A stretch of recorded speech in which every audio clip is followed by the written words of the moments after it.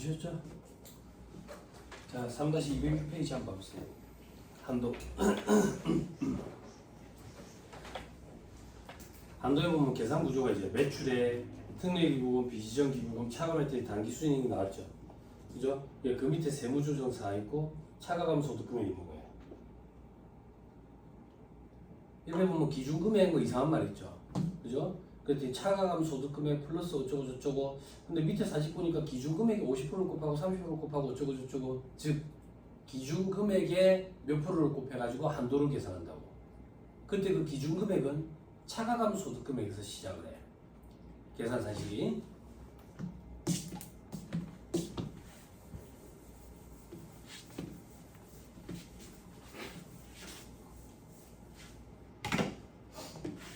자, 칠판.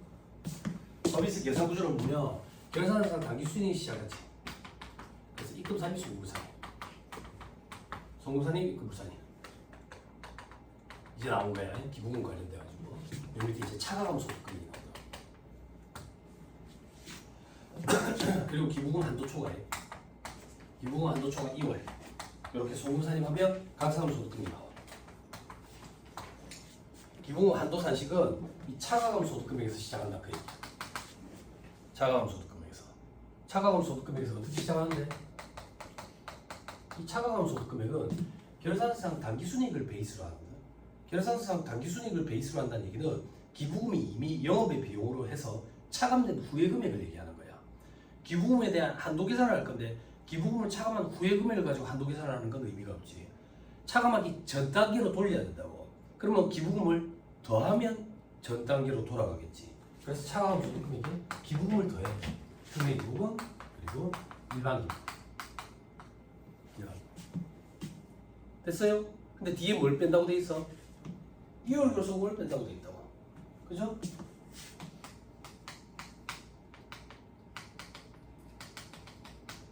이월 결손금을 뺀다고 돼 있다고. 2월 결손금을 빼는 이유는 뭔데? 결손이 있는 주제에 무슨 기부냐 이거야. 그래서 2월 결손금을 빼가지고 한도를 확 줄여버리는 거야. 됐어요? 근데 여러분들이 조금 주의해야 되는 게 뭐냐면 과거에는 이걸 뭐라고 표현했냐면 기준소득금액이라고 표현했어요. 기준소득금액. 근데 법이 개정이 되면서 갑자기 기준소득금액에 얘가 빠져 있는 거예요. 그럼 얘는 산식이 안 들어가느냐? 들어가요. 그러니까 표현이 여기까지만 기준소득금액으로 바뀌어버렸어요. 근데 산식에는 2월 결손금이 차감하는 게 여기까지가 산식이거든. 그래서 이 책의 저자가 요거까지 차감한 후의 금액을 그냥 기준금액이라고 이름을 붙인 거예요. 기준소득금액은 세법에 있는 용어예요. 세법에 있는 용어. 그래서 지금 현행세법 기준으로 한다면 기부금 한도 계산 대상이 되는 금액은 기준소득금액에서 2월 결손금을 차감한 금액. 이렇게 돼야 말이 맞는 말이에요. 됐어요? 과거에는 기준소득금액이 계산 대상이었는데 이제는 기준소득금액에서 2월 결손금을 차감한 금액이 계산 대상이 되는 거예요. 그걸 우리는 그냥 기준금액이라고 부르기로 하고. 됐죠? 자, 밑에 사실 보시면 요거에 50% 곱한 게 특례기부금의 한도, 30% 곱한 게 일반 기부금 한도. 근데 위에 특례기부금 인정액을 차감한 후의 걸 가지고 30%.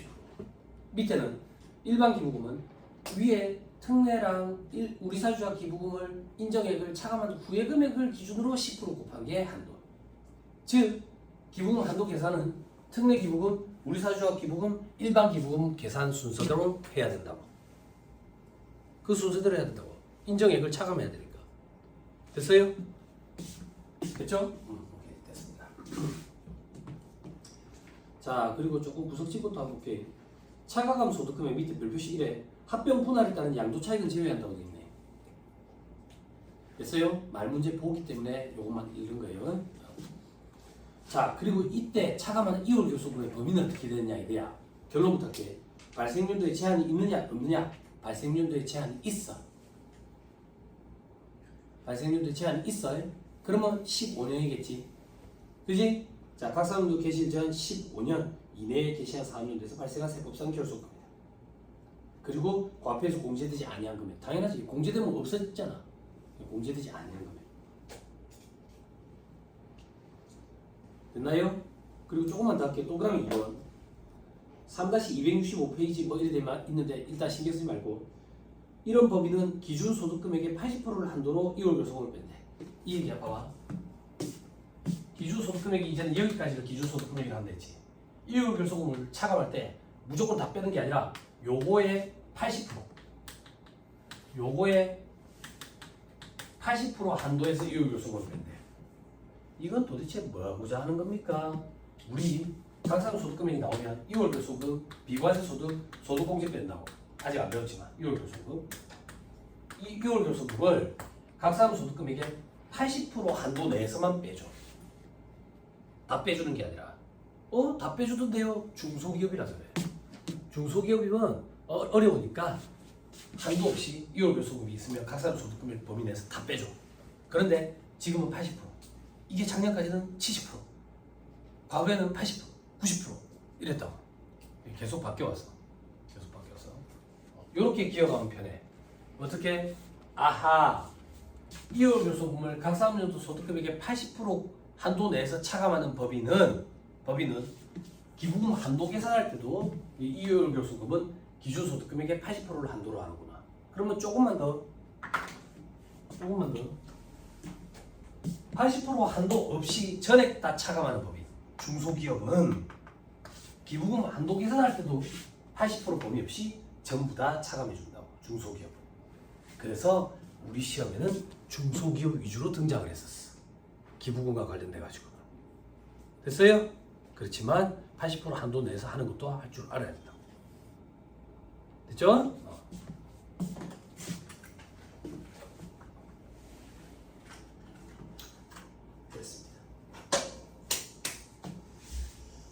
자, 넘어가면 자, 세무조정을 했죠. 특례, 우리 사주학 기부금, 일반 기부금 순서대로 해야 된다. 그래서 한도 초과액이 발생하면 송금회사는 기타 사유주.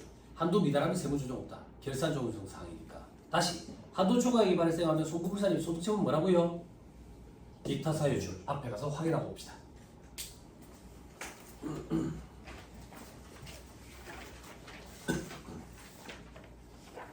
3-27페이지.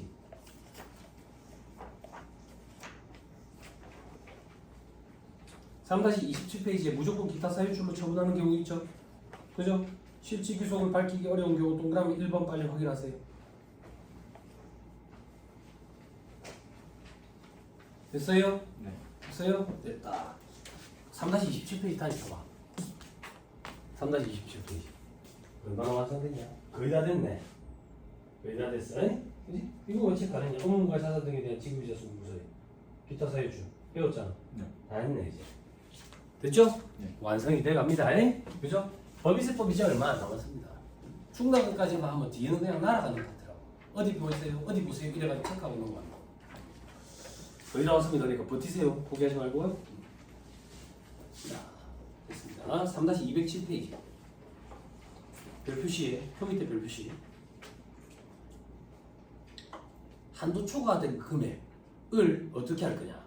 다음 사업연도 기시부터 10년 동안 2월 된 사업연도에 특례기부금, 일반기부금 각각의 송금 한도에 범위에서 송금 산입한다. 비교해 우리 사주학 기부금은 한도 초과액 2월 해주는 그런 규정 없다. 밑에 위와 같이 송금 산입하는 경우에는 2월 된 금액을 해당 사업연도에 지출한 기부금보다 먼저 송금에 산입한다. 이 경우 2월 된 금액은 먼저 발생한 2월 금액부터 송금에 산입한다. 되나요? 뭐가 돼? 들어보세요. 이게 아주 큰 개정이었어요. 과거에는 기부를 많이 해가지고 한도 초과되잖아요. 한도 초과돼. 그럼 뭐 2월이 될 때 과거에 어떻게 2월이 됐냐면 특례기부금이랑 일반기부금 있으면 1년 1년, 1년 3년, 3년 3년, 3년 5년, 5년 5년 그러다가 지금 10년 10년으로 바뀌었어. 이게 경과 규정이 있으니까 너무 복잡잖아. 너무 복잡해서 세법에서 10년 10년으로 바꿀 때 2013년 1월 1일 이후 지출분부터 10년으로 한다 이랬다고. 그럼 뭐 하나 같이 좀 해줘라. 2013년에 기부금을 지출했는데 한도 초과됐어. 뭐 특례든 일반이든. 그러면 10년 동안 2월 되지. 2014, 5, 6, 7, 8, 9, 0, 1, 리 3 작년까지 땡 날아갔네. 그럼 올해는 2014년에 발생한 한도 초과액부터 고려해주면 되지. 내년에는 2015년에 발생된 한도 초과액부터 고려해주면 되고 그렇게 가는 거야. 그리고 더 과거에는 한도 초과돼가지고 2월 된 기부금이 있어. 근데 올해 또 기부를 했대. 그럼 올해 기부금부터 먼저 한도만큼 송금으로 집어넣고 여유가 있으면 한도 초과액을 추인시키면서 송금을 집어넣었다고. 그래서 과거에는 2월 된 기부금 관리하기가 참 복잡해서 까다롭고, 근데 이게 전면 개정이 이루어졌어. 몇 년 전에. 어떻게? 완전 역으로 순서를 바꿔놔서 과거에 발생해서 한도 초과돼가 2월 된 기부금을 먼저 송금 산입하고, 그리고도 송금에 여유가 있으면 올해 지출한 기부금을 넣는데, 과거에 한도 초과된 게 여러 개가 있으면 옛날 거부터. 그럼 어떻게 바뀐 건데요? 결손금 2월 공제랑 똑같이 돼버렸어. 관리하기도 편해졌고 한도 초과액이 훨씬 더 오랫동안 2월 돼서 송금으로 인정받을 수 있는 그런 혜택도 좋고. 됐죠? 그렇죠? 결손금액 2월 공제처럼 한다라고 생각하면 편해. 결손금 2월 공제도 결손금 여러 번 발생했으면 옛날 거부터 하잖아. 그렇게 됐습니다. 연습을 한번 해봐야 되는데 이것도 기본서예요. 보면서 합시다.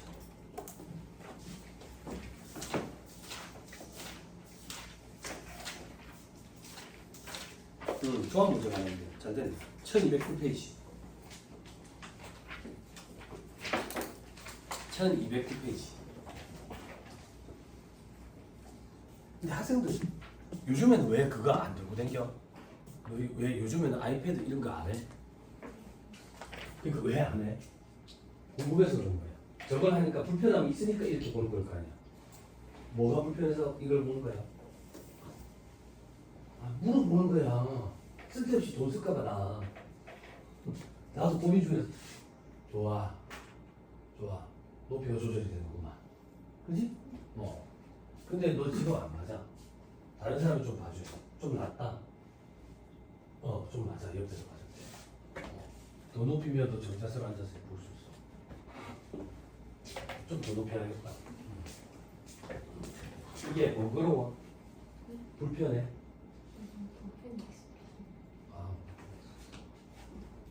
알았어. 전혀 도움이 안 되는구만. 고마워. 빠른 피드백. 너 왜 안 들고 다녀? 너도 혹시 그거 안 들고 다녔어?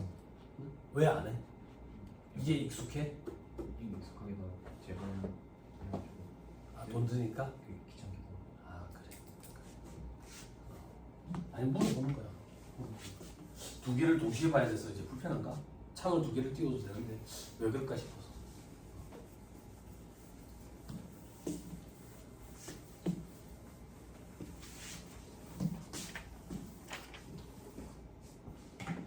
자, 기부금 조합 문제 되겠죠? 그죠? 이런 문제가 이 책에 많이 실려 있으면 참 좋을 텐데 안타깝게도 여러분 1차 수업 목적으로 세법 개론책에는 조합 문제가 많이 실려 있지 않아요. 그럼 조합 문제는 어디 있는데? 세무회계 연습책에 있는데, 그러면 조합 문제를 풀기 위해서 세무회계 연습책을 사는 것은 독이 될 수 있어요. 독이 될 수 있어요. 제 사례를 조금 언급드릴게요. 군대 갓 제대했을 때 요 공부하려고 잠깐 bol쳤어. 주변에 그때 친구들은 다 회계사 시험 준비하고 있었고, 저는 그때 아는 지인분이 회계사 그 회에 그 임원으로 계시는 분인데, 그만 그거 하지 말고 요거 해가지고 7급 세무직 준비해가지고 막 들어가라 하더라고. 그 당시에는 그게 굉장히 괜찮은 루트였거든. 그래서 처음부터 저는 요거 준비를 했어. 회계사 시험 준비를 한 게 아니라. 근데 준비를 할 때 그때 부산에 학원이 한 군데 있었어. 양정시장 앞에. 거기 이제 지금 제 스승이자 선배님들이 그런 분들이 거기 운영하고 있었다고. 그리고 지금 부경대 누구 있었잖아. 거기 그 회계사님이 교수님으로 계시잖아. 그분이 거기 주축 강사였어. 주축 강사였는데 회계를 그분한테 다 들었어. 회계 원리, 그리고 원가 관리회계, 재무회계, 중급회계, 고급회계까지 다 들으니까, 한 사람한테 들으니까 다 들어오더라고. 이제 스타일이 익숙해지잖아. 그러니까 완전 자신감 뿜뿜이었어. 고급회계까지 다 들어와가지고. 그래서 2차 책을 사가지고 문제를 풀고 질문하고 막 그랬다고. 1차 시험 보지도 않았는데. 그랬는데 세법 수업이 됐는데 미치겠는 거야. 세법. 강사가 앞에 나와가지고 그때 세무사 분이었던 것 같은데 세법 수업을 하는데 이래. 근데 나 보이스 레코더를 가지고 녹음을 했거든. 집에 가서 그걸 크게 들었는데 큰 소리로 왜 뭔 소리인지 모르겠는 거야. 그때 좌절했어. 좌절했는데 그때 저희 아버지가 힘드나? 힘들 때 세무 얘기를 들으면 도움이 될 수도 있다 이라는 거지. 그래서 아버지 얘기를 듣고 세무회계 수업을 또 단과반으로 신청을 했어. 세무회계는 2차반 수업이라고. 세무회계 수업을 하는데 완전 멘탈이 나갔다. 왜 멘탈이 나갔는지 알아? 몇 페이지를 하는지 모르겠어. 몇 페이지를 하는지 모르겠는 거야. 강사 앞에서 뭐 계속 뭔가 계산을 해. 나 이 계산하는 그 과정 책에 답이 있을 거 아니야. 책에 페이지도 못 찾겠어. 어쩌면. 그래서 독이 될 수가 있다고. 세법에 대한 내공이 안 쌓인 상태에서 미리 맛보기로 세무에게 나쁘진 않는데 이게 독이 될 수도 있다고. 내공이 안 쌓여 있으면 포기하게 된다고. 좌절하고. 그래서 미리 예습 형태로 하면 좋겠다라는 생각을 하시는 분들이 분명히 있을 거야. 근데 그게 우리 학교 다닐 때 미리 예습하는 게 이제 익숙해져서 습관이 돼서 그럴 수도 있어. 물론 그러더라고 누가 예습이 최고의 공부 방법이래. 예습이. 근데 우리는 예습을 하면 시간이 많이 걸려. 그래서 효율적으로 공부하기 위해서 복습 위주로 한다고. 복습 위주로. 그래서 세무회계 책은 웬만하면 보지 마. 웬만하면. 이런 종합 문제를 보면 좋겠지만. 근데 회계는 종합 문제를 보면 도움이 된다. 사이즈 큰 거를. 어차피 1차 시험은 그 큰 거에서 한 부분을 물어보거든. 그럼 세무회계도 안 그렇습니까? 똑같이 큰 거에서 한 부분을 물어보는데 세법 개론 1차 시험에서는 말 문제가 많아. 회계에 비해서. 그래서 계산 문제가 크게 그렇게 와닿지 않는다. 준비를 한다고 해서. 자, 이 종합 문제 한번 볼게요.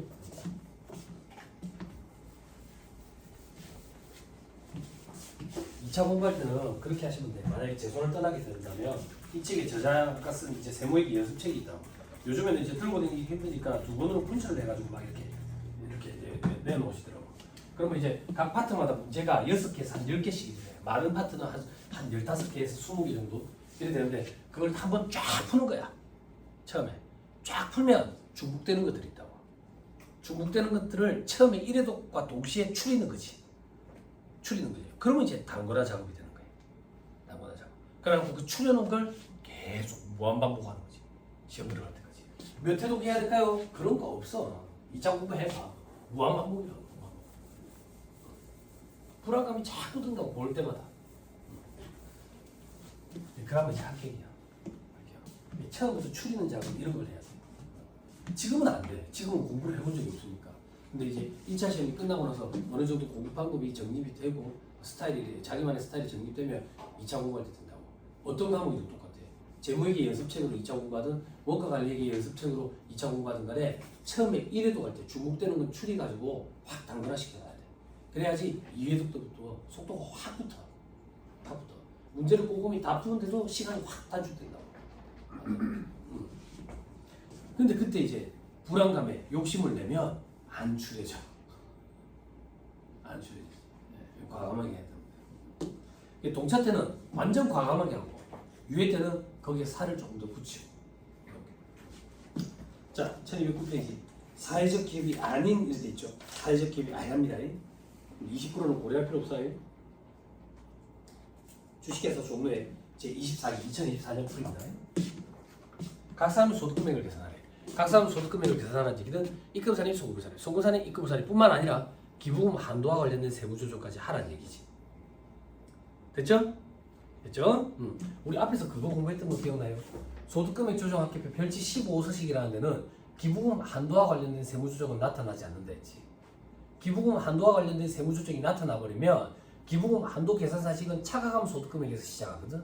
차가감 소득 금액은 세무 조정 사항을 반영한 후의 금액이지. 기부금 한도와 관련된 세무 조정이 소득 금액 조정 합계표에 나타나 버리면 거기에 다시 들어가니까 돌고 도는 순환 논리가 생겨버리는 거지. 그렇지? 그래서 소득 금액 조정 합계표에 나타나지 않고 밑에 별도로 기재하는 거야. 됐죠? 자, 두 번째 줄에 종로는 중소기업 아래 까다롭네 이런 거. 이월교수금 차감할 때 한도 규정 적용해야 되겠네. 그지? 자, 그리고 회생기익 이행 중인 기업 등의 범위에 포함되지 않는데. 자 밑에 회생계획 이행 중인 기업 등에 포함되지 않는다. 이거는 무슨 말이냐면 중소기업뿐만 아니라 한도 없이 결소금을 차감하는 법인에 이런 법인들이 있어. 어려운 법인들. 나중에 되면 배울 거야. 그래서 이 표현이 있는 거야 지금. 80% 한도 내에서 차감을 해야 된다. 그 단서를 주는 거야 이게. 자 밑에 1번에 손익계산서 당기순이익은 3억이네. 법인세 비용은 6,500이고. 그죠? 자 그 외에 기부금 외에 세무조정 사항은 없대. 그죠? 우리 결산상 당기순이익 시작해야지. 그죠? 얼마? 3억. 됐죠? 봉하나 세무조정 해줘라. 법인세 비용 있네. 소금 사기. 소득 처분 해주라고. 기타 사유주죠? 그죠? 됐어요? 됐죠? 세무조정 했다. 자, 그 다음에 이번에 24기로 2월된 결소금은 총 5억 5천이 있는데 이 중에 6천만 원 있죠?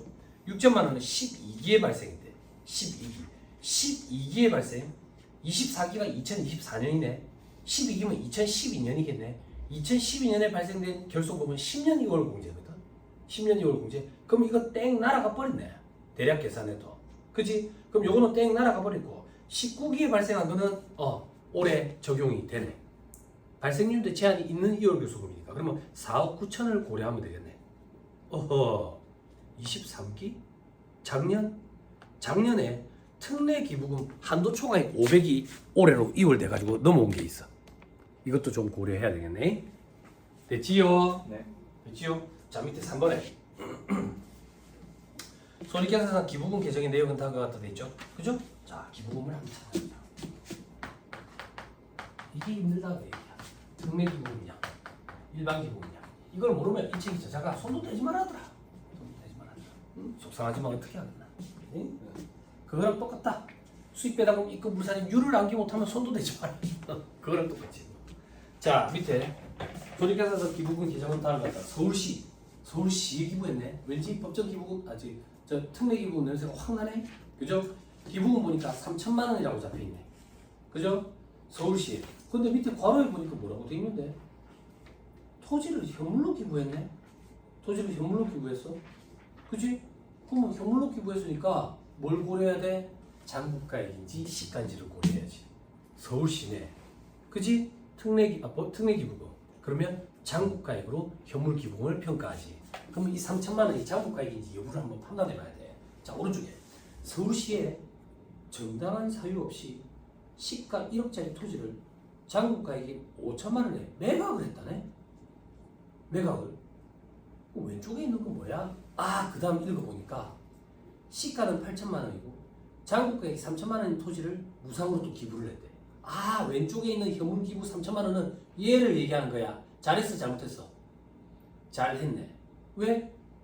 특례기부금인데 장부가액으로 지금 평가했으니까 잘했네. 오케이. 특례기부금에 현물 기부한 거 3천만 원이네 서울시. 그리고 의제기부금 여부를 판단해 봐야 돼. 그 위에 멘트 다시 읽을게. 서울시에 정당한 사유 없이 시가 1억짜리를 5천만 원에 매각했어. 저가의 돈에. 바보냐 이거야. 바보가 아니더라. 그럼 뭔데? 도둑놈이더라. 도둑놈인 걸 어떻게 판단하는데? 특수관계가 있고 조세부담 부담가속 정해야지. 근데 특수관계자 아니야. 서울시라고 의제기부금 문제를 판단해봐야지. 의제기부금은 어떻게 따진댔는데?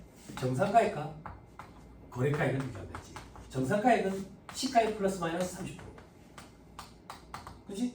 저가액 보니까 70% 하면 되겠지. 시가가 얼마라는데? 1억. 그러면 70%. 그러면 7천. 근데 거래는 얼마에 했는데? 5천. 의제기부금이 2천만 원이고.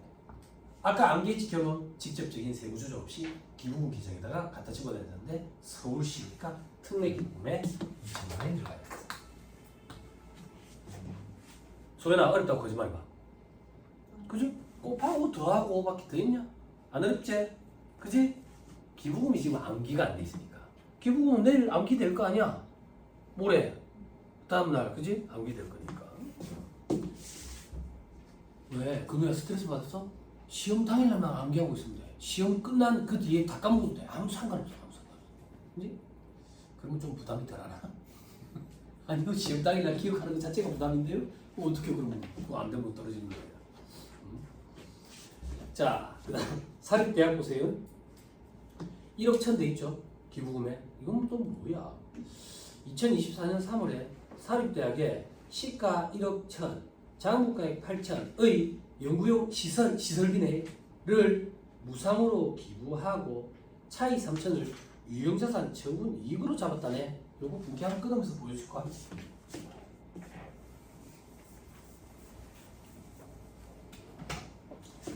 회사가 어떻게 했는데 사립대학에 시설을 팔았대. 시설 얼마짜린데? 시설이 8천만 원짜리네. 8천만 원짜리 장부가에. 그리고 회사가 어떻게 했는데 회사가 기부금 얼마 달아놨는데 기부금은 1억 천을 달아놨네. 왜 이렇게 달았는데 시가가 1억 천이라서. 그래서 처분이 이걸 3천만 원을 계산했네. 회사가 이렇게 해놨대. 아 뭐 한 거 없어. 회사가 지금 해놓은 거를 지금 내가 분개로 그냥 끊어놓은 거야. 자, 세법상 분개라는 건 존재하지 않지만 존재한다는 걸 가정하면 어떻게 됐냐 이거야. 시설을 기부했네. 즉 현물을 기부했네. 누구한테? 사립대학에. 그지? 어떤 명목으로? 시설비 명목으로. 특례 기부금이네. 특례 기부금은 현물 기부금을 어떻게 평가돼서 둘 중에가 아니라 그냥 장부가액이 된다고. 됐죠? 그럼 장부가액이 얼마인데? 8천. 기부금은 8천이 돼야 돼. 칠판, 세무조정, 회사가 예상한 수익과 비용이 있느냐?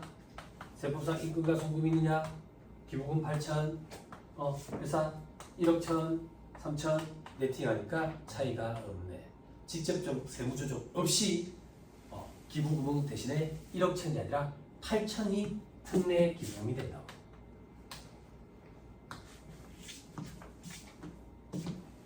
됐어요? 네.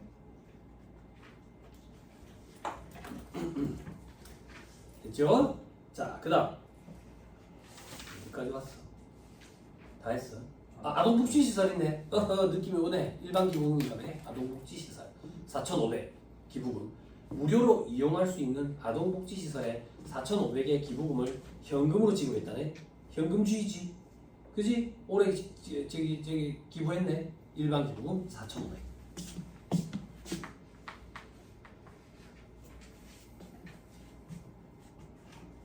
됐어요? 네. 자, 이제 한도 계산할 거예요.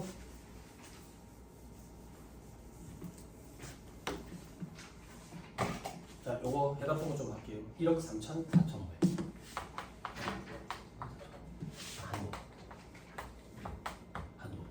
한도를 계산하려면 우리 기준금액이라는 걸 계산해야지. 기준금액은 세법에 나와 있는 기준소득금액에서 이월별소금을 차감한 금액이라 했다고.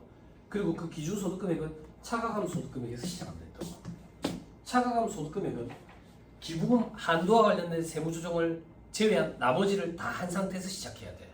그럼 뭘 주의해야 된대? 방금 제가 기부금 한도와 관련된 세무조정이라 했어.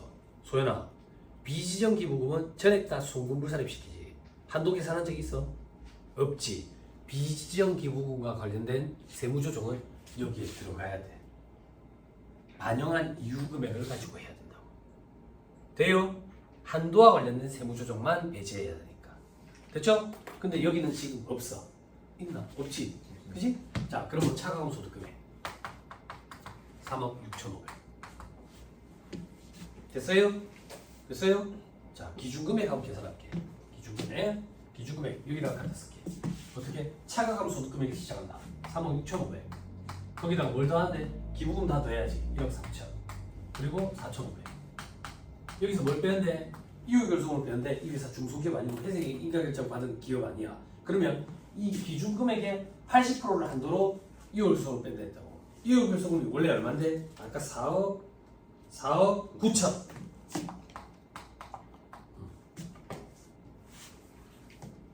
원래 4억 9천. 그런데 얘의 80%를 한도로 하면 된다고. 얘를 해답보고 할게요. 얘가 얼마냐면 5억 4천. 요거에 80%를 한도로 한대. 얘가 더 작아. 해답보고 하면 얘가 4억 3,200 이렇게 돼.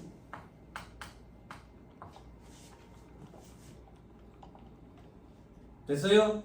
네. 됐어요? 그럼 요게 얼마인데? 1억 800 이렇게 되네.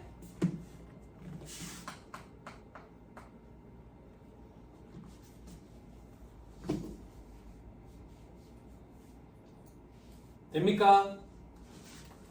돼요 안 돼요? 네.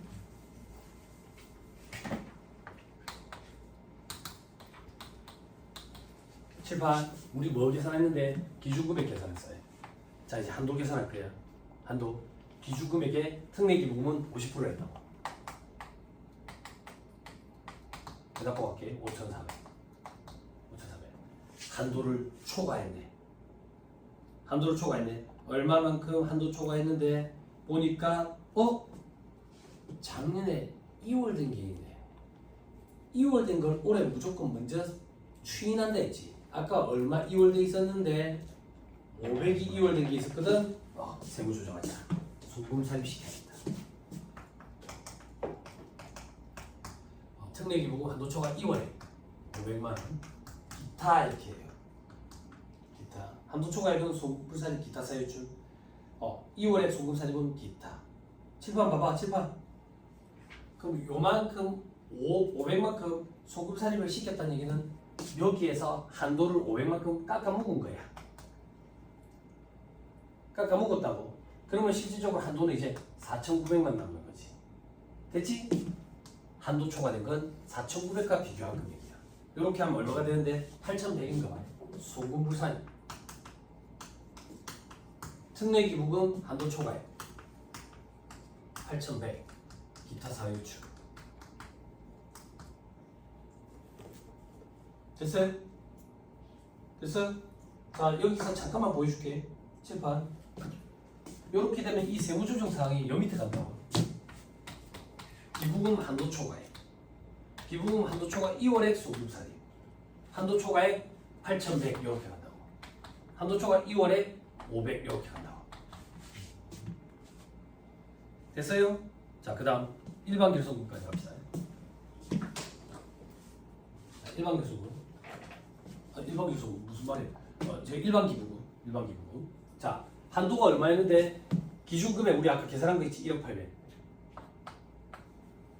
그치? 그런데 1억 800에서 바로 저기 기부금 한도율인 10%를 적용하는 게 아니라 특례 기부금으로서 송금으로 인정받은 금액을 차감한 후에 10%를 곱하거든. 칠판 특례 기부금으로서 송금으로 인정받은 금액 특례 기부금으로서 송금으로 인정받은 금액 작년 거 또 송금으로 인정받은 거 또 송금으로 인정받은 게 얼마인데 한도 초과가 8,100이니까 송금으로 인정받은 거는 4,900이겠네. 4,900 됐어요? 사회적 기비 아니니까 10%. 일단 보고 갈게요. 이러면 540 이렇게 되네. 한도 초과됐네. 송금 사이. 일반 기부금 한도 초과액 3,960 기타 사유출. 이 3,960도 여기 가서 붙는다.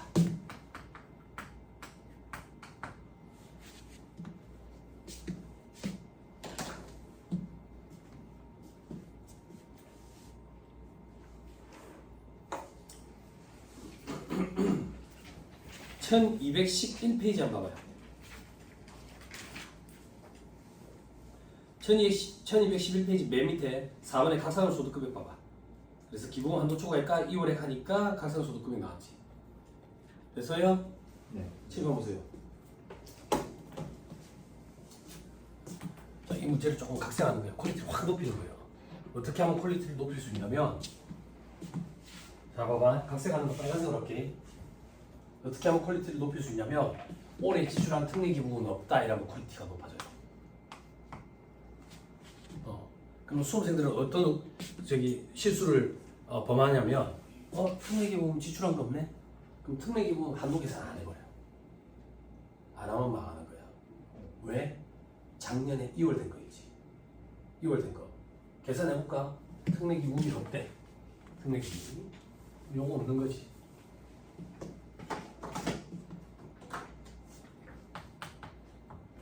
그치? 그럼 이 금액이 얼마 되겠지?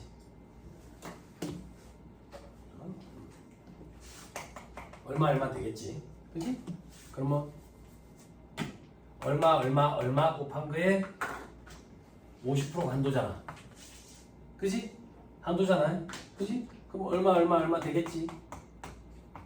이 한도 내에서 전기로부터 이월된 500만 원 한도 초과액은 송금 산입을 시켜야 되거든. 이 송금 산입을 시키면 다음 일반기구 한도 계산할 때 영향을 미치거든. 요게 없더라도. 그래서 이렇게 되면 문제 퀄리티 확 높아져요. 특례기부금 지출액이 없다 그러면 수험생들 바로 그냥 일반기부 한도 계산하는데 2월 된 게 있거든. 2월 된 게. 됐어요?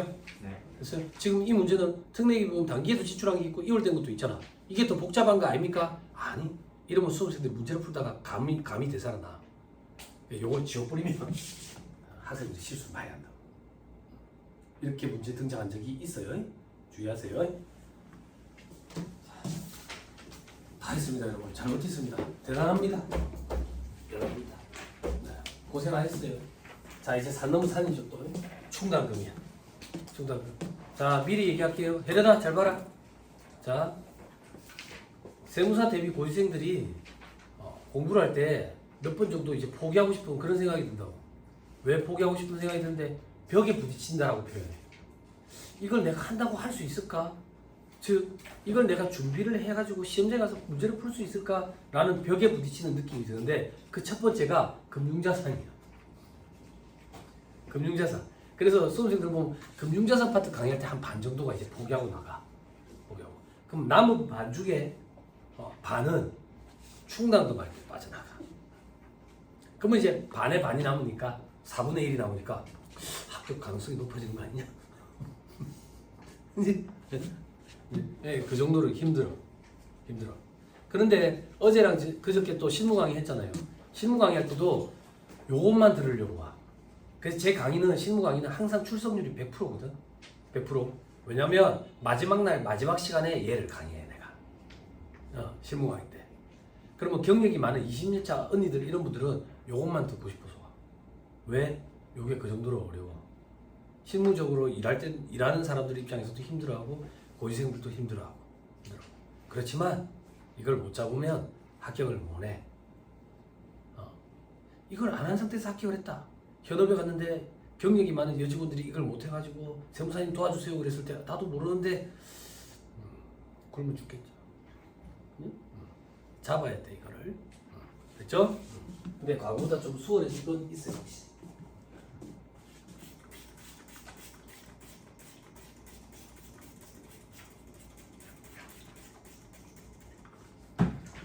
비 많이 와요. 어제 밤에 비 많이 왔어. 되게 많이 왔어. 나 아침에 걱정스럽더라고. 아침에 또 지난번처럼 또 그날 치는 거 아닌가 싶어 하는 걱정스럽던데. 밤새게 막 재난 문자 막 날라오고 막 그러더래요.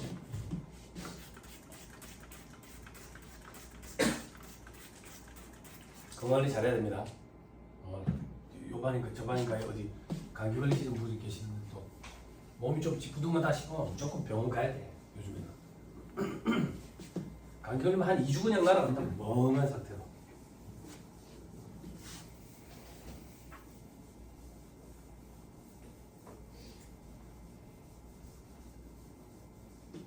가습기를 좀 틀어놔야 돼 집에.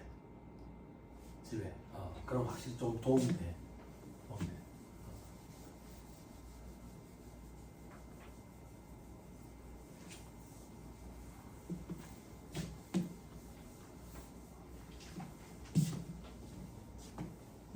충당금까지 하면 범위세법 시험 준비가 거의 90% 끝나는 거야. 그냥 잘 못했어요. 이제 마지막 산이다라고 생각을 하고 좀 잘 못했어요. 해봅시다. 또 막상 해보면 이렇게 겁주네. 해보니까 별것도 없는데 이런 생각이 또 들 수도 있어. 몇 명 없지만. 충당금 보세요. 충당금을 비용 계산하는 경우에는 다음과 같이 처리한다 되어 있죠. 송금으로 인정하지 않는데 미약정 채무로서. 이게 무슨 말인데 여러분들 회계 시간에 충당 부채 공부했죠. 그 얘기야. 충당 부채. 일반적으로 우리가 말하는 부채는 확정 부채라고 표현하죠. 그죠? 그리고 우리 여러분들 회계 시간에 우발 부채 공부하죠. 그죠? 결론부터 얘기하면 충당 부채, 확정 부채는 부채가 맞죠. 이건 부채가 아니죠. 부채가 맞다 아니다가 뭔데? 재무제표에 기재를 하고 기재를 안 하고. 근데 얘가 성격상 중요하면 주석 공시하죠. 그죠? 그렇게 되죠. 여기서 이 충당부채 얘기하는 거예요. 우리가 공부할 때. 충당부채. 충당금. 대손 충당부채 예전에는 그렇게 표현했다고. 그리고 감가상각 누계도 예전에는 감가상각 충당금 이런 식으로 표현했어요. 그런 시절도 있었어요. 자, 보아나 충당부채는 확정부채랑 어떤 차이가 있냐? 일단 부채가 맞으니까 과거 경제적 거래나 사건의 결과로 미래 경제 효익의 유출 가능성이 높은 현재 의무가 맞긴 맞아. 맞긴 맞는데 어떤 차이가 있어? 유출 가능성이 매우 높냐. 소연아, 어떤 차이가 있냐? 내가 입안에서 해줬던 것 같다, 내 기억에. 형님, 해줘요. 지급할 그렇지. 지급의 시기. 그리고 뒤에 형님도 하나 해줘요. 앞에 동생이 해줬으니까. 지급 금액이 불확실한 거. 이게 충당부채잖아. 지급의 시기나 금액이 불확실한 게 충당부채라고. 그래서 여러분들 뭐 공부했어요? 제품 보증 충당부채, 경품 충당부채, 반품 충당부채. 이제는 반품 충당부채 계산 안 하죠. 그죠? 과거에는 계산했었어요. 네. 국제기준에 개정이 되면서 이제 계산 안 하는데 제품 보증 충당부채는 뭔데? AS에 대비해서 쌓아놓는 거지. 아니 AS 건이 들어왔어 지금? 안 들어왔잖아. 언제 들어온대? 몰라. 지급의 시기나 금액이 불확실한데 미리 잡아놓은 거. 그게 충당부채라고. 경품 충당부채. 아니 사람들이 쿠폰 모아가지고 갖고 왔어? 안 왔잖아 아직. 그거에 대비해서 쌓아놓는 거. 지급의 시기, 금액이 불확실한 거. 이게 충당부채. 세법의 입장은 뭔데? 어쩌라고 실현도 안 됐는데 확정도 안 됐잖아. 미확정 채무라서 인정이 안 돼. 인정이 안 된다는 얘기가 뭔데? 충당부채 계산하려면 차변에는 비용이 와야 될 거 아니야. 대손충당금, 대손상비. 퇴직급여 충당금, 퇴직급여. 제품 보증 충당금, 제품 보증비. 경품 충당금 이런 식으로. 그죠? 그래서 그 비용을 송금으로 인정 안 해주겠다 그 얘기야. 다만 세법에서 독특하게 충당금을 송금으로 인정해 주는 게 있는데 그게 밑에 있는 퇴직급여 충당금, 그리고 퇴직연금 충당금, 그리고 대손 충당금, 일시상각 충당금, 압축기장 충당금, 구상채권상각 충당금. 됐어요? 이렇게 여러 개 나누고 얘들만 송금으로 인정해 준대. 그래서 밑에 화살표에 판매 보증 충당금, 하자 보수 충당금 이런 거는 송금 부산이에요. 판매 보증 충당금은 뭡니까? 여러분들 공부한 걸로 엮어드리면 제품 보증 충당부채. 하자 보수 충당금은 뭔데요? 여러분들 건설계약 파트 공부했죠? 건설계약 파트에 보면 엮어주는 거야. 도움될까봐. 건설계약 파트에 손실이 예상되는 건설계약 있죠. 손실이 예상되는 건설계약 그 분계 처리할 때 두 가지 형태가 있죠. 충당부채 계산하는 경우가 있고 아닌 경우가 있고, 충당부채 계산하는 경우가 저 하자보수 충당금을 얘기하는 거예요. 자, 밑에 별표시 2번에 결산조정 원칙이다. 다만 다음은 신고조정에 의한 송금사입도 허용하는데 그 중에 제일 대표적인 게 퇴직연금 충당, 강제신고조정사항이다. 동그라미 3번 구상채권 상각 충당금 너무 신경 쓸 필요 없고요. 동그라미 2번에 일시상각 충당금, 압축기장 충당금. 요것도 시험에 곧잘 등장하는 건 아닌데 강의는 할 거예요. 요건 어떤 거냐면 여러분들 유형자산 파트에 정부보조금 회계처리 공부했죠. 그죠? 정부보조금 회계처리 공부하면 자산차감법 뭐 이런 거 하죠. 이연수입법 이런 거. 그죠? 세법의 입장은 뭐냐면 그 정부보조금 받으면 입금이다 그 얘기야. 입금. 근데 당장 과세를 해버리면 자산을 못 산다고. 세금을 떼버리면. 그래서 자산을 취득 못하기 때문에 당장 과세는 안 하고 나중에 과세할게. 어떻게? 지금 당장은 송금 산입으로 해가지고 일시상각 충당금이라는 걸 설정하고 나중에 감가상각을 할 때 입금 산입으로 추인하면서 그때 과세할게. 과세 시점을 뒤로 밀어주는 거야. 그때 설정하는 계정 과목이 일시상각 충당금, 비상각 자산은 압축기장 충당금 이렇게 얘기해. 돌아오세요. 자, 이제 이번에 퇴직급여 충당금과 퇴직연금 충당금. 과거에는 퇴충이랑 퇴직연금 충당금이 시험에 나오는 빈도수 1순위였거든요. 그리고 2순위가 대손충당금이었는데 퇴직급여 충당금이 법이 개정이 되면서 되게 쉬워져 버렸어요. 그래서 이제 수험생들 입장에서는 1순위가 대손충당금으로 올라섰어요. 그냥 순서대로 할게요. 그래서 과거에는 제가 대손충당금부터 강의를 했는데 이번엔 그냥 순서대로.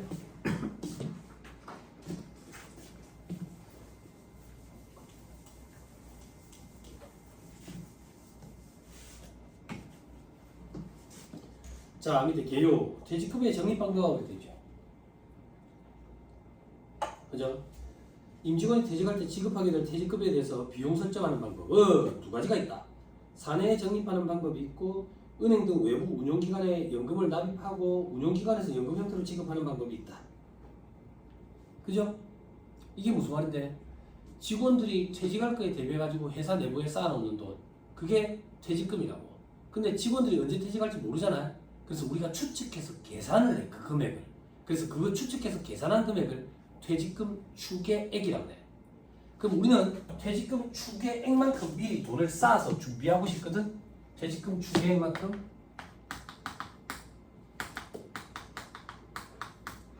미리 쌓아서 대비하고 싶어. 1,000원이라고 가져갈게. 이 1,000원 중에 회사 내부에 400원을 쌓아놨대. 회사 외부에 600원을 쌓아놨대. 회사 내부에 쌓는 이 400원이 퇴직급여 충당금. 퇴직급여 충당금. 회사 외부에 쌓는 게 퇴직연금 운용자산. 그러니까 1,000원을 쌓아놓는데 내부에 쌓느냐 외부에 쌓느냐 그 얘기야. 됐어요? 됐나요? 근데 봐봐. 여러분들이 우리 회사 직원이고 제가 악덕고용주야. 여러분들이 일수가 저한테 얼굴에 사직 썼던 집에서 퇴직금 내놔라 그러면 저는 중국으로 가겠다. 그럼 돈 떼일 거 아니에요.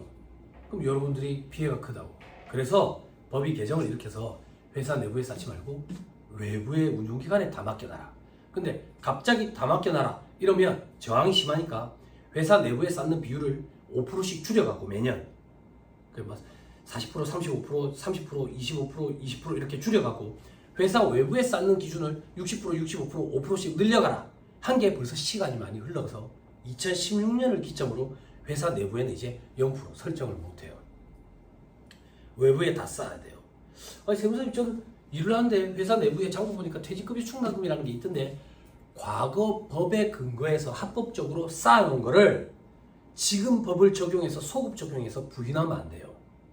법은 개정된다고 해서 소급 적용을 안 한다고. 그러면 그 저기 예측 가능성을 침해하게 된다고. 침해하게 된다고. 그래서 소급 적용을 하지 않기 때문에 과거에 쌓은 거는 계속 달려 있는 거예요, 장부에. 됐어요? 됐나요? 다시. 이제 회사 내부에는 못 쌓고 외부에 다 쌓는 거야. 내부에 쌓는 게 얘, 외부에 쌓는 게 얘. 그럼 이제 헷갈리지, 그지? 그나마 제가 조금만 도와드리면 여러분들 재무회계 시간에 확정급여 관련돼 가지고 퇴직금 관련돼 가지고 공부했잖아. 그죠? IFRS로 그때 이 퇴직금 추계액이 확정급여 채무에 해당되는 거고 퇴직연금 운용자산이 사회적립자산에 해당되는 거예요. 그리고 퇴직급여 충당금은 순 확정급여 부채에 해당되는 거예요. 이렇게 생각하면 좀 편해. 그래서 여러분들 회계 시간에 공부한 거 보면 확정급여 채무에서 사회적립자산을 차감하는 형태로 해서 순확정급여 부채를 기재하잖아. 우리 현업에서도 추계액만큼 다른 것 중에서 퇴직연금 운용자산을 차감하는 형태로 이렇게 표시를 해. 표시를 한다고. 됐어요? 됐나요? 네. 그럼 다시 돌아올게. 그럼 결론적으로 우리는 추계액만큼 쌓고 싶은 거야. 안에 쌓든 바깥에 쌓든. 근데 법이 개정이 돼서 안에 더 이상 쌓지 말해. 바깥에 쌓아래. 그렇게 생각하면 돼. 됐어요? 오케이. 자, 다음 페이지 보니까 뭐 사내적립, 사회적립 이래가지고 한도가 있는데 이거 보지 마세요. 자, 밑에 이제 괄호 이번에 퇴직연금제도. 퇴직연금제도는 뭔데? 우리 회사 밖에 운용기관에다가 돈을 쌓는다고. 이 방법에 밑에 종류 동그라미 1번, 2번 두 가지가 있어요.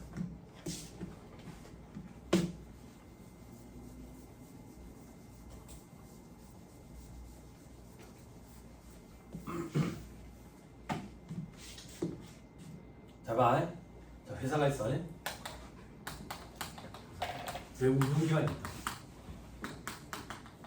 운용기관. 그리고 근로자가 있어.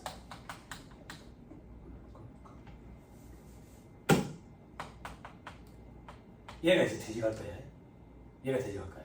얘가 퇴직할 거에 대비해가지고 우리가 돈을 쌓아놓는데 회사 내부에 쌓으면 얘가 떼일 가능성이 있으니까 외부 운용기관에다가 맡겨서 쌓아놓으래. 그래서 100원을 맡겼다. 100원을 맡겼어. 그럼 얘 운용기관은 얘들이 퇴직할 때까지 기다렸다가 돈을 지급을 해주지. 그럼 얘들은 바보냐고 이 돈을 받아가 뭐 하는데? 굴려 이걸. 굴려. 그럼 이 100원이 110원이 될 수도 있고 90원이 될 수도 있지. 플러스가 될 수도 있고 마이너스가 될 수도 있다고. 그럼 얘가 나중에 받아가는 퇴직금이 플러스가 될 수도 있고 마이너스가 될 수도 있어. 이걸 뭐라고 표현하는데 위험과 효익을 이 직원 근로자가 부담하는 거야. 이런 걸 우리는 확정 기여형 이렇게 표현해. 확정 기여형 퇴직금 문제도 이렇게. 그러니까 영어를 잘 못하는데 defined contribution이라 DC형 이렇게 본다. 이 DC는 직렬이 아니야. DC형 이렇게 본다. 됐어요? 됐어요? 현업에 일하는 회계 사무실 담당 직원들이 제일 좋아하는 게 DC형이야. 왜 좋아하는데? 회사 입장에서는 분기가 간단해. 차변에 퇴직급여 1,000원, 100원. 대변에 현금 100원 끝.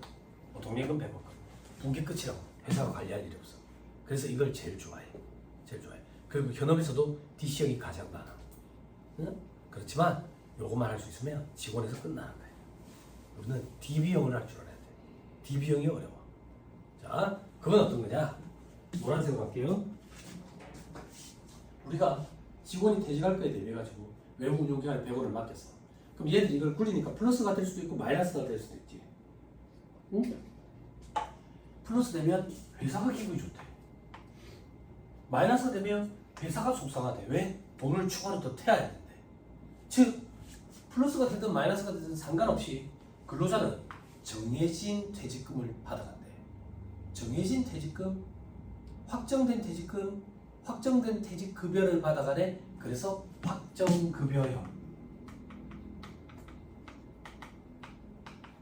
그럼 위험과 효익은 회사가 부담하는 거야.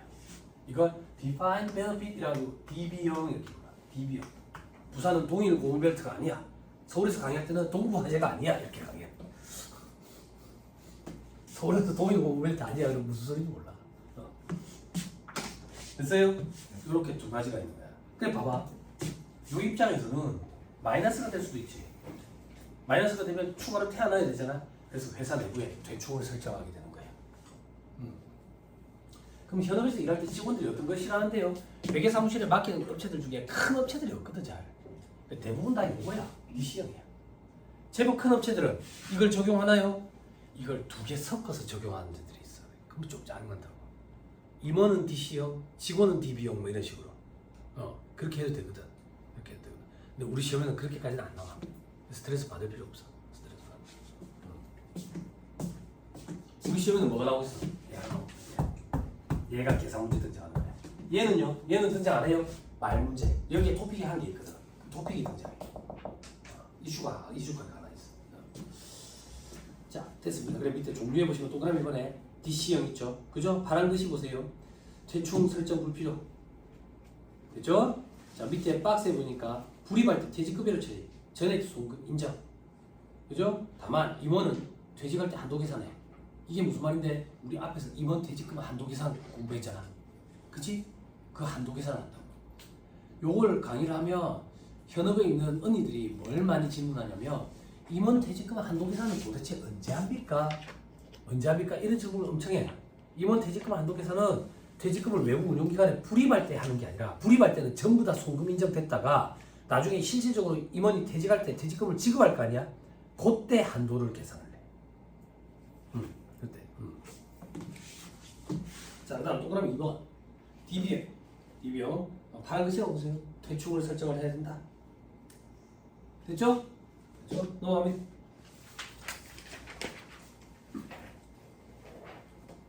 여러분들 종합원 급여 파트 회계 시간에 공부했을 거 아니에요.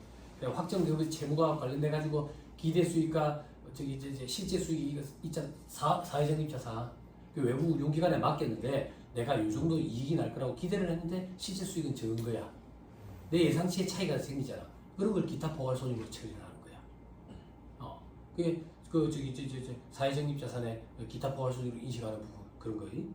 또 어떤 거 확정급여 채무 단기 근무원가 인식하면서 차변에 이제 퇴직급여 인식하고 확정급여 채무 잔금금액 증가시키고 그리고 이자원가 인식하지. 이자원가 그지? 그리고 과거 근무원가도 인식하지. 그런 것도 다 배웠죠.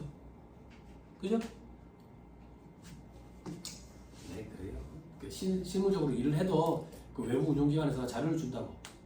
사회적립자산과 관련돼 가지고 수익이 이만큼 붙었다. 그러면 그런 거 이제 두 개 꼭 봐야 돼 하는 거야.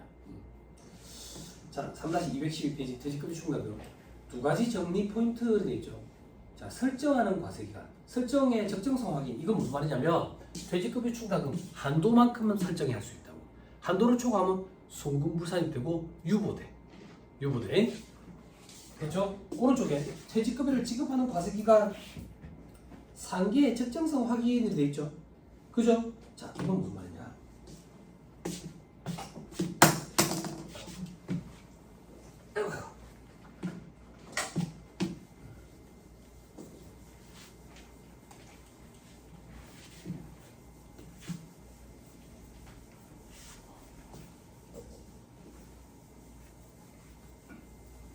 어제 어떤 일이 있었냐면 여러분 어제 어떤 일이 있었냐면 어제 한 분이 쉬는 시간마다 계속 질문하고 계속 저기 오시는 거예요.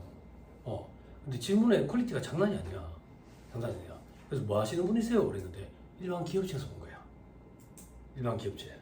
일반 기업체니까 이제 깊이가 깊지. 폭은 좁지만 회계사무실 직원들에 비해서 질문의 깊이가. 그래서 세무조정 계산서를 출력해 갖고 온 거야. 갖고 온 거야. 세무조정 상이 한 15개 돼. 세무조정 금액이 하나당 3억 이상씩 돼. 그래서 제가 이걸 보면서 본인이 못할 것 같은데요. 그러니까 자기한가 이래. 맡겼죠. 그러니까 세무사님들한테 맡겼대. 감사는 회계사님들한테 맡기고 맡겼대. 그럼 뭐 요중에서 질문할 게 뭡니까? 그러니까 요중에서 질문할 게 뭐냐면 다래. 그게 무슨 말이냐 그러니까 알고 싶대 좀. 외부에 돈을 주고 세무조정을 맡기고 그랬는데 결제는 세무사가 대표이사한테 결제 보는 게 아니라 자기가 그걸 들고 들어서 결제를 보는데 대표님이 자꾸 물어보는데 자기가 모르니까 답을 못하는 거야. 그래서 이걸 조금 알고 싶대. 거기 세무조정상에 대손충당금 세무조정이 있더라고. 퇴직급여 충당금 세무조정이 있더라고. 퇴직연금 충당금 세무조정이 있더라고. 그리고 매도가능 증권이 있더라고. 그래 제가 뭐라고 했냐면 매도가능 증권 이 세무조정 제가 이해시키려면 3시간 강의해야 되고요. 대손충당금 이거 3시간, 퇴직급여 충당금 4시간 합쳐서 오늘 하루 종일 답변만 해줘도 다 못해줘요. 안 됩니다 그렇게. 공부를 하셔야 돼요. 어떤 공부해야 될까요? 그러더라고. 우리 이 바닥에 자격증 있잖아. 이런 자격증 하다 보면 재경관리사 있지. 그치? 요거 해도 그리고 못해. 그리고 중간 단계 자격증이 없어 우리나라에. 그래 보세요, 세무사야. 회계사고. 그래서 제가 여기 오래 했어. 이 학원에 보면 고시공부 관심이 없는데도 불구하고 와가지고 들으시는 분들 계시거든. 요 단계가 없어서 그래. 이 갈증이 해소가 안 되니까. 갈증 해소. 근데 요걸 들어오면 주변에 보면 막 애들이 막 공부한다 했었고, 그리고 직장인들도 직장 막 때리치고 공부한다 했었고, 그러니까 동해가지고 그럼 나도 해볼까 막 이런 생각이 들어. 듣다고 막 그런 생각이 들어. 그래서 오래 했는데 어제 매도가능 증권이 있는 거야. 매도가능 증권이 뭐냐면 여러분들 기타 포괄손익 공정가치 측정 금융자산이 있는 거야. 매년 말마다 평가를 하고 있는 거지. 평가하면 세무조정 어떻게 되냐? 평가 이익이 있으면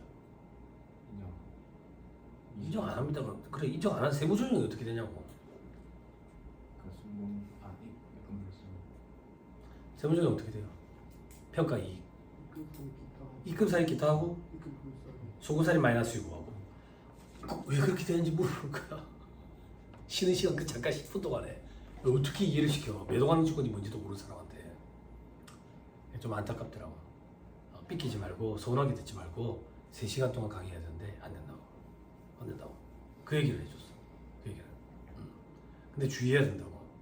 뭘 주의해야 된대? 여러분들 지금 멘붕 왔거든. 실무적으로 기타 포괄손익 공정가치 측정 금융자산 그런 게 있나요? 있는 데가 있어. 있는 데가. 세무사님 그런 거 많이 보십니까? 안. 수습기간 때 한 번 보고 그 이후에 본 적이 없어.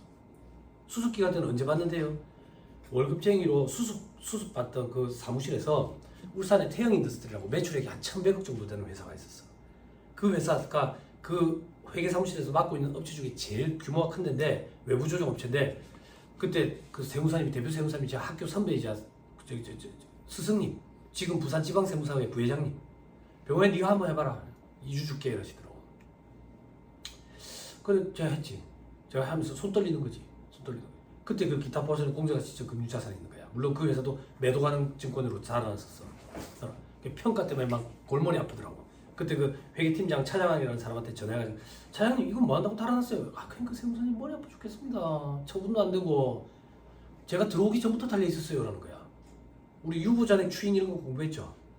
차기 후에 반드시 반대 세무조정에서 소멸 추인된댔죠. 100년이 걸릴 수도 있다 했잖아. 계속 달려 있는 거야. 계속 그런 일이 있거든. 그런 일이. 그 이후로는 본 적이 없어. 왜? 그런 일이 잘 없거든. 규모가 큰 업체가 아니고서는. 근데 여기가 달려 있다는 거야. 직원이 몇 명이냐니까 직원 20명밖에 안 돼. 매출액은 커. 매출액은 왜 큰데? 철강 이런 거 수입해서 팔아. 매출액만 크지 남는 건 없는 회사거든. 금액 자체가 물건 자체가 다이가 커가지고 그런 거야. 근데 매도 가능 증권이 달려 있는 거야. 우리끼리 얘기해. 우리끼리 얘기해. 그러면 매도 가능 증권이 달려 있으면 저는 이렇게 질문한다고. 무슨 주식이에요? 회사에서 왜 다른 회사 주식을 갖고 있어요? 무슨 주식이에요? 테슬라 주식이래. 테슬라 주식. 회사에서 테슬라 주식을 왜 갖고 있어요? 투자 협정을 맺었어요? 아니. 대표이사가 테슬라 주식 사고 싶은데 지 돈으로 하기 싫은 거예요. 회사 돈으로 한 거예요. 그런 일이 불과 2, 3년 전에 엄청나게 많이 일어났어.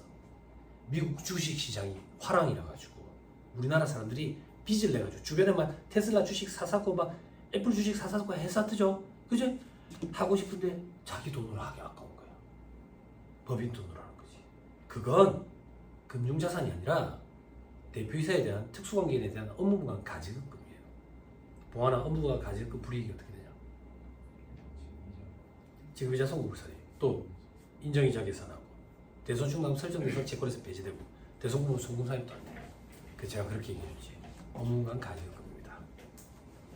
그럼 어떻게 해야 되나요? 어떻게 해야 되는지는 그 회사의 오너분이랑 상의하시고 저는 이렇게 된다라고 말씀은 드립니다. 말씀을. 응? 그러니까 매도 가능 증권으로 달아가지고 그걸 매년 말마다 평가를 하고 있는 거야. 그래서 제가 그러지.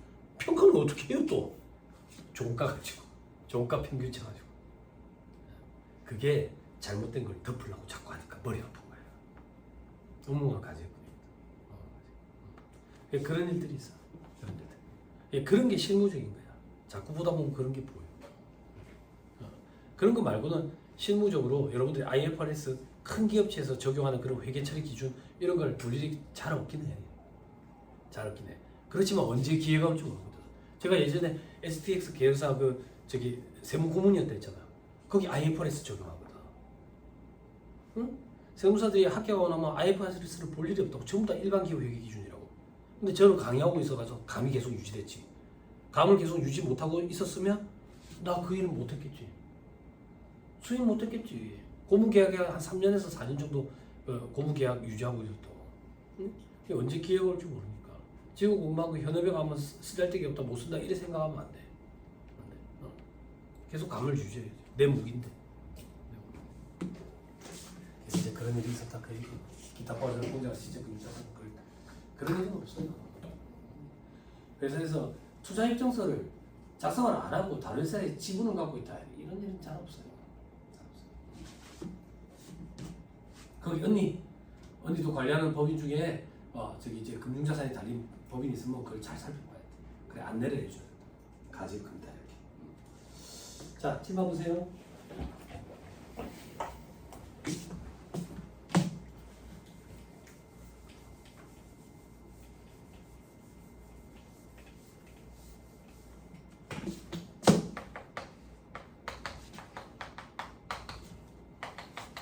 X년도에 회사가 퇴충을 120원을 쌓아요. 자, 퇴직금은 120원, 퇴충 120원. 세분상 붕괴라는 게 존재하지 않지만 존재한다라고 가정하면 이렇게 된다. 어떻게 되는데 퇴충은 한도라는 게 있다 그 얘기야. 한도가 어떻게 되는데 100원이래. 한도 초과됐지. 그죠? 송금불사에 퇴직금이 충당하면 한도 초과에 20원 유고. 됐어요? 그럼 봐봐. 그럼 회사는 지금 퇴충을 120원을 잡아놨다는 얘기지. 근데 세법상으로 퇴충은 지금 얼마 있는 거야? 100원만 있는 거지. 됐어요? 극단적으로 할게요. 다음 연도가 됐어요. 다음 연도가 됐는데 실제 퇴직자가 나온 거예요. 퇴직자가 나가지고 퇴직금을 주는데 120원이라는 퇴직금을 줘요. 회사는 어떻게 분계를 끊는데? 회사는 이렇게 분계를 끊어요.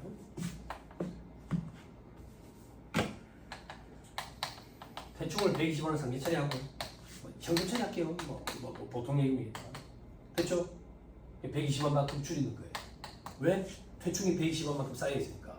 근데 세법상으로는 퇴충이 지금 얼마 있어요? 100원밖에 없으니까 100원밖에 못 줄이는 거예요. 그게 어떤 얘긴데? 만약에 붕괴가 존재한다면 이렇게 될 거다 그 얘기예요.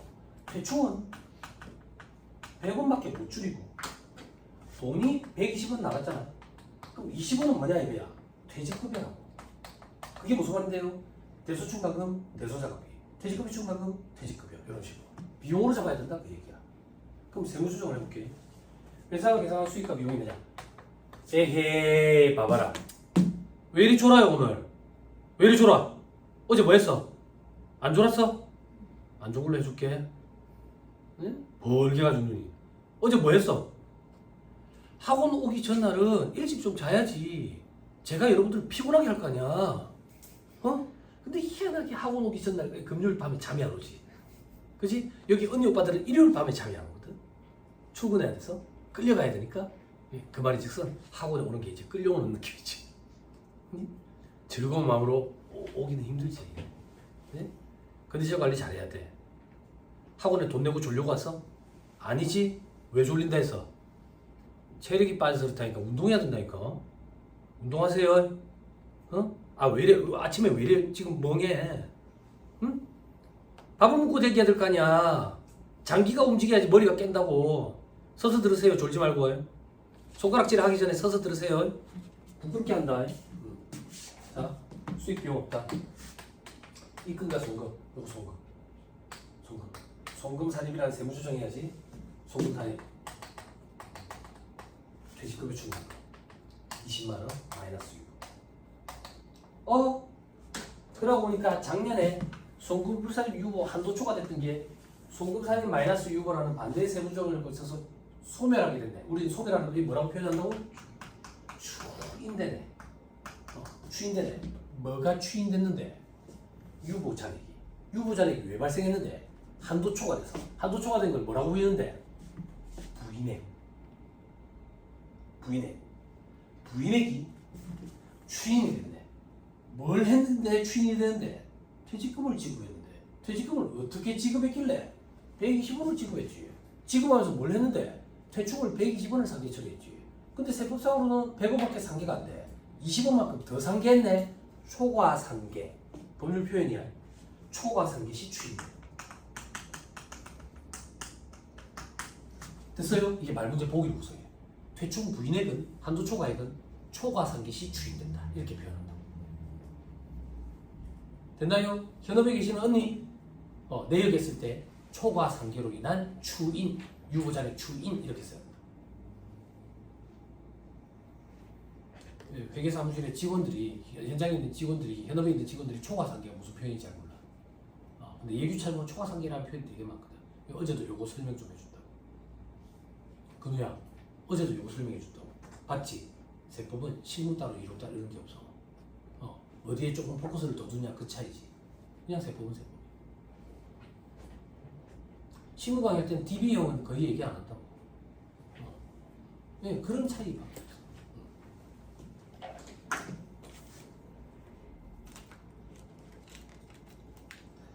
됐나요? 됐어요? 네. 우리 쉬었니? 동아나? 네. 쉬었어? 한 번 쉬고. 잠깐 쉴까요? 잠깐 쉬었다가 산식을 한번 살펴보시죠.